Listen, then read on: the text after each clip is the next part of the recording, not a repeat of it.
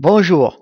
Comme promis, je reviens vers vous cette semaine pour vous présenter la fiche conseil numéro 2. J'imagine que vous avez regardé la fiche conseil numéro 1 qui concernait le nom, la gestion du nom. Gardez en mémoire ça et gardez surtout en mémoire que le oui n'a de sens que si vous savez dire non. Pas à tout, bien entendu. Cette nouvelle fiche, je l'ai intitulée Ne soyez pas réactif à tout. Alors, ça va peut-être en surprendre certains, parce que la réactivité est quelque chose qui est recherché en entreprise, vite, tout est urgent, donc il faut répondre à tout de manière urgente. Sauf que quand on est réactif et qu'on répond à tout de manière urgente, on en arrive à des situations qui sont celles que je rencontre régulièrement en entreprise ou même dans les hôpitaux ou les cliniques où je travaille, où je fais des formations. C'est qu'en fait les gens sont débordés, sont saturés, n'arrivent plus à gérer leur temps. Et ça, c'est une des raisons, la réactivité, pour laquelle vous n'arrivez pas à gérer votre temps. Alors nous allons le voir donc sur les explications que je vais vous donner. Donc je vous propose un principe qui, là aussi, les principes, ce sont des choses universelles. Ce sont des choses qui ne changent pas ni dans le temps, ni dans l'espace, où que ce soit, dans un pays ou dans un autre. Si on réagit à toutes les sollicitations, donc on devient esclave de ces sollicitations. Donc la réactivité à tout n'est pas quelque chose de bon. C'est quelque chose qui va vous polluer, vous parasiter et vous handicaper sur votre activité, sur la capacité que vous avez à réaliser votre travail et à tenir vos objectifs. Et vous arriverez à dire, y compris à votre hiérarchie, que je n'en peux plus, je n'y arrive pas, etc. Ça, ces propos-là sont la preuve que vous travaillez dans la réactivité. Et en fait, il ne faut pas travailler dans la réactivité, il faut travailler dans la proactivité. C'est pas l'objet de cette formation et de ces fiches conseils. Mais dans ma formation complète, bien entendu, j'explique ce qu'est la réactivité, ce que je vais faire un petit peu ici, et ce qu'est la proactivité, qui est quelque chose de beaucoup plus efficace.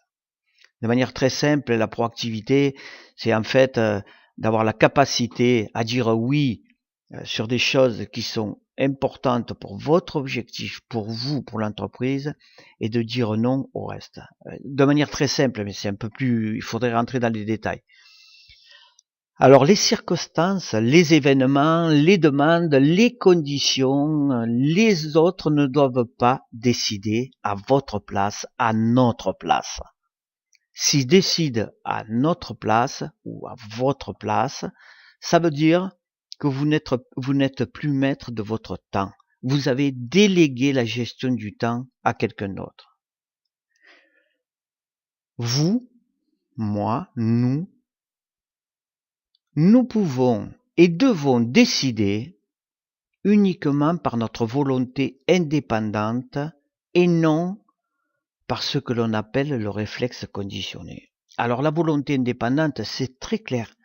Regardez surtout le mot indépendante. Elle ne dépend que de vous.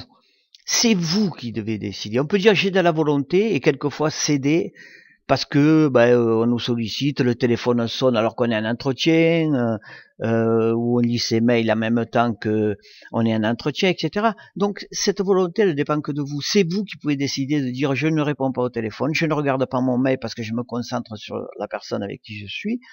Et vous vous rendez compte que toutes les réponses que vous donnez, il n'y a pas d'obligation. Elles dépendent de votre volonté indépendante. Et cette volonté indépendante, bon, je ne peux pas faire le lien là maintenant parce que c'est juste là des fiches conseils, mais dans ma formation, je l'explique très clairement. En fait, elle fait partie d'une de ces qualités que doivent avoir les personnes proactives. C'est une des qualités, c'est la volonté indépendante. Donc j'en reviens sur cette phrase que je reprends. Vous, moi, nous pouvons et devons décider uniquement par notre volonté indépendante et non par ce que l'on appelle le réflexe conditionné. Le réflexe conditionné, c'est devenu quelque chose d'automatisme, quelqu'un frappe à la porte, je suis en entretien, je dis entrez, le téléphone sonne, je décroche. Ça, c'est un réflexe conditionné. La sonnerie du téléphone est une condition qui fait que je décroche, même si je suis avec quelqu'un. Donc vous voyez que là, on se parasite, on va se préoccuper, on est plus concentré sur le travail que l'on fait. Donc toutes les décisions que vous prenez doivent appartenir, je le répète, à votre propre volonté et pas à tout ce qui va vous solliciter pour que vous répondiez. J'espère être assez clair parce que c'est très très très important. Donc si nous réagissons systématiquement selon le réflexe conditionné, nous perdons du temps. Nous sommes préoccupés et parasités par le pilotage automatique qui nous anime. Toute demande aura une réponse de notre part, que la demande soit urgente ou importante. On ne fera pas la différence des deux. Je vous raconte une petite anecdote. Il y a 3 ans, j'avais un rendez-vous avec un chef d'entreprise dans un village des Cévennes qui s'appelle le Vigan. Et cette personne m'avait donné rendez-vous à 9h. Donc, comme je suis quelqu'un de ponctuel, j'étais là un petit peu avant l'heure. Et puis arrive l'heure, 9h, 9h05, 9h10, 9h15, 9h20, 9h30. Bon, je voyais la personne avec qui j'avais rendez-vous qui courait un peu de partout, parlait avec tout le monde, qui décrochait le téléphone portable. Et puis à un moment donné, elle prend conscience que je suis là et elle me dit « Vous êtes monsieur Mestre? Oh pardon, excusez-moi, rentrez dans mon bureau. » Donc je rentre dans son bureau, on se dit bonjour, et il m'autorise à m'asseoir, enfin il me dit « Asseyez-vous ». Donc je m'assois.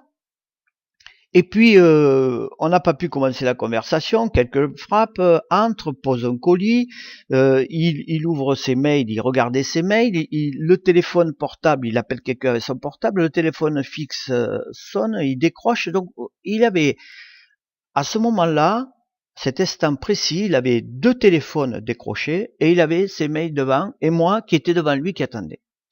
Donc ça a duré quelques minutes, le temps qu'il réponde à la personne qui avait posé le colis, qu'il réponde à un téléphone, à l'autre, etc., qu'il jette un coup d'œil à ses mails et là après, donc bien entendu, il me regarde et me dit pardon, excusez-moi monsieur Mestre, je suis débordé, je n'y arrive pas à regarder.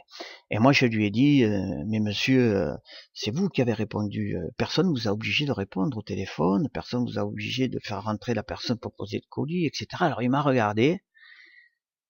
Et je pense que là, il a pris conscience, j'ai vu qu'il prenait conscience qu'effectivement, c'était de sa faute à lui s'il se mettait la pression comme ça, parce il avait rendez-vous avec moi. Qu'est-ce que c'est qui était le plus important? De répondre au téléphone, de faire entrer quelqu'un pour poser un colis, ou le rendez-vous avec moi?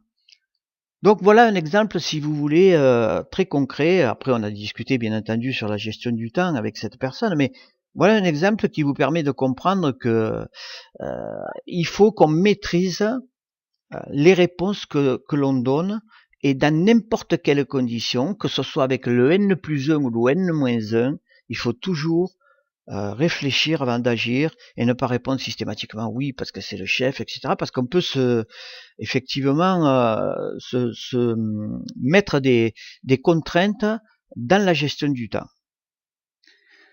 Voilà, donc ça c'était important que je vous livre cette anecdote. Alors, si nous réagissons donc, ce que je vous disais, de manière conditionnée, on va, par réflexe conditionné, on va forcément mélanger l'urgent et l'important. Et ce n'est pas du tout la même chose. J'aurai l'occasion de vous en parler la semaine prochaine dans l'autre fiche. Si vous dites souvent « je n'y peux rien »,« je suis comme je suis »,« ça me rend malade », ils ne le permettront pas. Je suis obligé de le faire. Je ne peux pas. Je dois. Si seulement. Alors, vous êtes un réactif. Alors, rien n'est perdu. Bien entendu, on peut travailler là-dessus. Mais ce qui est important, c'est que ce que j'écris, ce que je vous dis, vous renvoie des choses. En fait, si vous vous retrouvez là-dedans, c'est votre miroir. C'est votre comportement. Et si vous dites très souvent ces phrases, si elles reviennent de manière récurrente, c'est que vous êtes dans la réactivité. Et en fait, plus on est réactif, moins on gère son temps, moins on est efficace. On a l'impression qu'on travaille beaucoup et qu'on n'a rien fait. À la fin de la journée, on dit « j'ai rien fait de la journée ». Ça vous est probablement arrivé. Alors, je vous ai préparé un petit tableau Je ne vais pas vous lire toutes les phrases. Vous allez le travailler, il est pour vous, vous pourrez l'utiliser pour vos collaborateurs si vous voulez. Et vous allez répondre de manière très simple, sans réfléchir, ou par oui et par non. Et si à la fin du... Il y a 36 questions, 36 phrases. Si à la fin du tableau, c'est le oui qui l'emporte, alors vous pouvez être sûr que vous êtes dans la réactivité et qu'il faut que vous entrepreniez un travail pour réduire cette réactivité, pour éviter que vous soyez pollué par de mauvaises habitudes qui sont celles de répondre à toutes les sollicitations. Vous êtes rentré dans un pilotage automatique où toutes les sollicitations font que vous donnez une réponse. Donc voilà. Vous voyez cette fiche numéro 2, elle est très courte, mais elle est très puissante. Si vous appliquez les quelques conseils que je viens de vous donner, c'est-à-dire de faire attention, de ne pas répondre systématiquement à toutes les sollicitations, vous allez gagner du temps.